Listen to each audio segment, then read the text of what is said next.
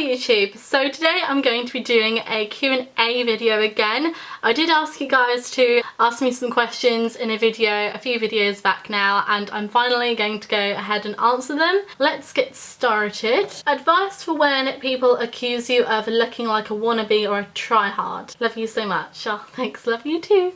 When someone accuses someone else of being a wannabe or something, all they're doing really, like, don't take it personally, because all they're doing is trying to make themselves feel like they're more like whatever they want to be. They're just trying to convince themselves of that, and they feel like they are going to feel more secure in themselves if they unfortunately are not so nice to others. And please don't let it stop you from doing what you want. Please just ignore them and don't let them see that you're taking any notice of what they're saying to you. Just rise above it all. You don't need their approval to do what you want. You can do what you want anyway. Q&A question: do you have any fashion tips for goths who want to dress more masculine? I always think that like death rock is a more kind of masculine sort of gothy kind of look. There's a lot of masculine kind of like shoes and boots within the goth subculture, with like demonia shoes that are much more masculine, like stay away maybe from something like winkle pickers because they're not so much. And like the heavier boots are something that I would say are much more masculine. Black like ripped jeans, demonia boots. Then even like just wearing a lot of black clothing like leather is very masculine as well. Like maybe like the hairstyle's another thing to take into consideration, like what kind of hairstyle you're going to have. I'm not too sure. I don't feel like I've really answered the question, but it's not too great when I'm thinking about more like masculine kind of fashion. So, but I hope I helped in some way. If you were to write a book, who would it be about, and who would be the first ideal person you'd want to read it first? That's a good question. That's something I've never ever been asked before or anything like that. Thing is, I don't read a lot of fiction, but I'd want to like obviously like it'd be like a fiction kind of story. So, and I was writing this book like ages ago, like this gothic kind of book. It was like a very spooky kind of supernatural thing, and I really enjoyed writing it, but I never finished it, and I think it's online somewhere. It would definitely be like a fictional kind of like ghost kind of story. The first ideal person to read it would probably be like my mum or my dad, because I find it very hard sharing my writing, and they're like probably the only people where I can kind of almost comfortably show them my work. So it'd probably just be my parents if I was going to do any writing, because I find it so hard sharing any of my creative kind of stuff, because I don't know, I always am so critical about it. Oh, and they said also, your videos are fantastic, madam. I'd kiss your hand, but I'm currently behind a computer screen. Oh, that's very sweet. Thank you. Where are we? So for the Q&A, I cannot for the life of me find hair dye, whether it's black or blue black, that does not coming out looking a brownish reddish. I naturally have dirty blonde hair. Do you have any hair recommendations, or does this happen to everyone? That's never happened to me before. I've never really had a problem. My natural hair colour is like a medium brown. I would probably just go to the hairdressers and get it sorted. I'm a bit clueless when it comes to hair dye, because I've been using the same one for like years. Maybe talk to your hairdresser about it. If I've ever got any hair questions or anything, I always talk to my hairdresser. I never try it out myself first. I'm not very good with hair. So sorry, one more question. That's all right. Any recommendations for black eyeshadow that doesn't have a lot of fallout? I use MAC black eyeshadow and it gets all over my cheeks and under my eyes. And I've seen you put on your eyeshadow and you make it look so easy. Oh, thank you. I would say primer's a very important thing if you're going to be using dark eyeshadows. And if you find it to be falling out quite a lot, don't apply it too thick onto the brush. Sometimes if you just pack it onto your brush, then I just happen to have one here to hand. If you like pack it onto your brush like so much, it's just going to go all over your face. So give it a tap before you actually apply it onto your eyes. And if you continue to have the problem with it falling out onto your your foundation, I usually get some like on my nose when I put a little bit too much on the brush, because it just like brushes onto here. Apply your foundation after you've applied your eyeshadow, and so after you've applied your eye makeup, you can wipe down here like where it's like fallen out onto, and then you can apply your foundation. There's loads of great black eyeshadows out there. I'm still using the black eyeshadow from my Urban Decay palette. I've still got quite a bit of that left, so I'm using that at the moment, and that's like a super dark colour, so yeah. Okay, so next question. I'm starting community college in 3 days and I'm very nervous. I'm 26 and haven't been in a school setting in 8 years, and high school is the only thing I have to go off of. I know the terms high school and college aren't the same in the UK, but any advice for beginning college? I think instead of looking at it as a negative thing, you've got to look at it as a positive thing and try and look forward to it, and because then you're going to go into it in a positive attitude, and it's just going to help you so much. If you go in like feeling like nervous and really negative, it's just going to show when you're around other people, so it's going to be harder to make friends. But the thing is, there's going to be so many people that are feeling exactly the same way as you. I always find like the first day of like starting a new place is always one of the easiest in a way, because you're in exactly the same situation as everyone else. Like if I'm being honest, like that I do find it to be one of the easiest days, like starting university. Like that first day, I think by the end of it I was around quite a few people, and at the beginning of the day you just don't imagine that to happen because you don't know anyone. But it's going to happen. It happens to every single person. You find others and you're not on your own. Try not to worry about the fact that you haven't been in that kind of situation in a long time, because you'll get back into it, and like I said, it's going to be an amazing opportunity for you. So think positively, always stay organised as well. That's always a good thing, and always tell people honestly how you're feeling about your courses as well. That also really helps, because then you get more support, better support from other people around you. Hey Snowy, love your videos. You're one of my favourite people on YouTube. Thank you so much. My question is, what are your top 3 favourite albums of all time?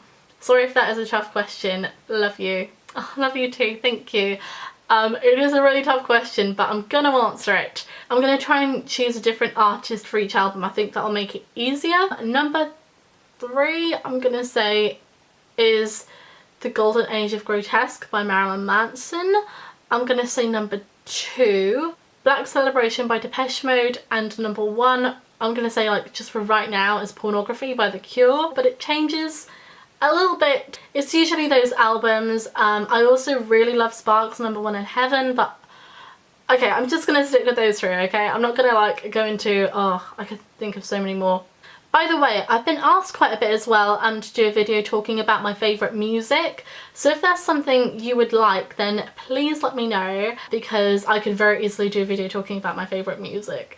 I'm just saying. I'm not exactly what kind of video I could do, but I could talk for hours about music. So okay, so next question. For your Q&A, have you ever shaved your eyebrows, and if not, would you? I actually have shaved off my eyebrows before. It was, I don't know if it was when I was on YouTube, I definitely started doing it before I was on YouTube. And it was because basically, I never used to like the shape of my eyebrows because they're not very arched. I used to want them more like that. And I'd just go whoop, like that. But I haven't done that in a really long time. My eyebrows grew back alright. I've never had very great eyebrows anyway. They're very sparse and they're not very bold. So I don't know if I'd shave them off ever again, really. Doing my eyebrows now, I personally find it to be a lot easier having eyebrows. I know some people don't. And there are days, like for example days when I'm at work, when I just want to look a little bit more natural, so it's just easier for that kind of reason as well. Have you ever watched old Gothic TV shows like The Addams Family or The Munsters?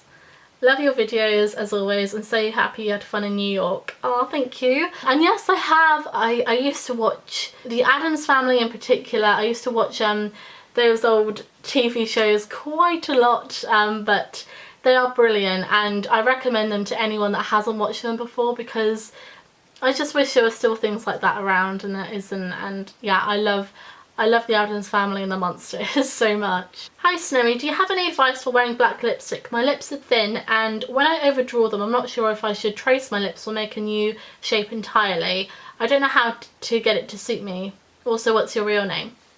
Okay, so I would say start off with your natural lip shape and just gradually just go a little bit more oversized each time. I never used to go outside my lip line. Now I'm so glad that I do, because it just makes such a difference. It's ridiculous. And I think especially with black lipstick, if you're using black liquid lipsticks, they're usually very, very matte. And I find that overdrawing your lips is so much easier when you're using something that's very matte. So do that, experiment. It's always just about experimenting, really. I would use something that's very matte, so overlining is not so much a problem. It's not so shiny and it doesn't smudge or anything, and I just find it a lot easier to use. Sometimes I do trace like my lips like to be the exact same shape. Today I haven't. I always do just change it up on depending on how I feel that day. And also my real name is Abigail. Yeah. Hi Snowy, I just started watching your videos a few days ago, but I love them so far. Thank you so much. Here's a question for you. So I'm at uni, but I'm on a break between my first and second year. I started my second year, but you know, everything you described in your update video about uni, that happened to me. I'm going back in September to restart my second year and hopefully finally graduate. I'm pretty worried about going back though, in case the same thing happens again. Plus I'm going to be a lot older than everyone else on my lectures. I had a gap year, so I started uni slightly older than everyone else anyway. How did you get through it? Also, how are you so optimistic and where can I find some of that? I wouldn't worry too much about the age thing. When I was at uni, I was around people that were 3 years older than me, 10, 20, 30 years older than me. But when you're like in the same boat, learning the same thing, you've got that common interest, you just think of each other as just the same. Like, you don't exclude people because of their age, not at all. It's nothing like that. So I really wouldn't worry about that. You just don't think about it. And I think especially when it's only a few years, people just always assume that you're like the same age as them anyway. Like, I always just assume that people were born like in 94, like with me. Like I said before, you've really just got to think about it in a positive way. Just be glad that you've got this second chance to really get yourself into it, and ask for support from people if you need it. Always keep in touch with your tutors. I find talking to your tutors about your work can be so motivating. You've done a smart move in giving yourself that extra bit of time to really like get yourself sorted so you can redo your second year, so that's brilliant. And just enjoy it, just be happy. Like I said also again before, just always be honest with people about how you're feeling about your course, and then you can get better support from them. And always like ask your teachers and tutors about the advice on like how to like get through the year. And best of luck to anyone that's starting anything new in September, by the way. And I've answered these questions before, but I'll answer them again just in case you're new to my channel. What got you into the Gothic subculture, the music, particularly The Cure, and what's your favourite Cure album? Pornography, like I said, but I also really love Faith and 17 Seconds. Yes, that early 80s stuff, it is my favourite. What is your favourite book? I don't actually have one. I don't really read that much at all, although I did recently read Marilyn Manson's autobiography and that was really amazing. How did you get started on YouTube? I was asked to do a makeup tutorial on Tumblr once, so I did it, and I didn't stop making videos from them because I really enjoyed it. But deep down I always really wanted to do YouTube anyway, because it's been like my main hobby, my main love has been YouTube for freaking years. I don't ever get bored with YouTube. It's just one of those things that I've always had such a passion for, way before I even considered making videos really. So I'm pretty sure that was all the questions. I really hope it was anyway. I'm sorry if I like missed anything out at all. So yeah, I just want to say a huge thank you to everyone that asked me a question.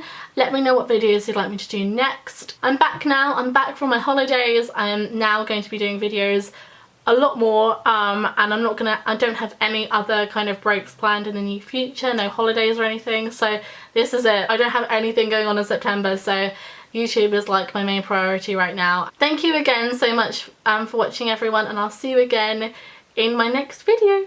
Bye!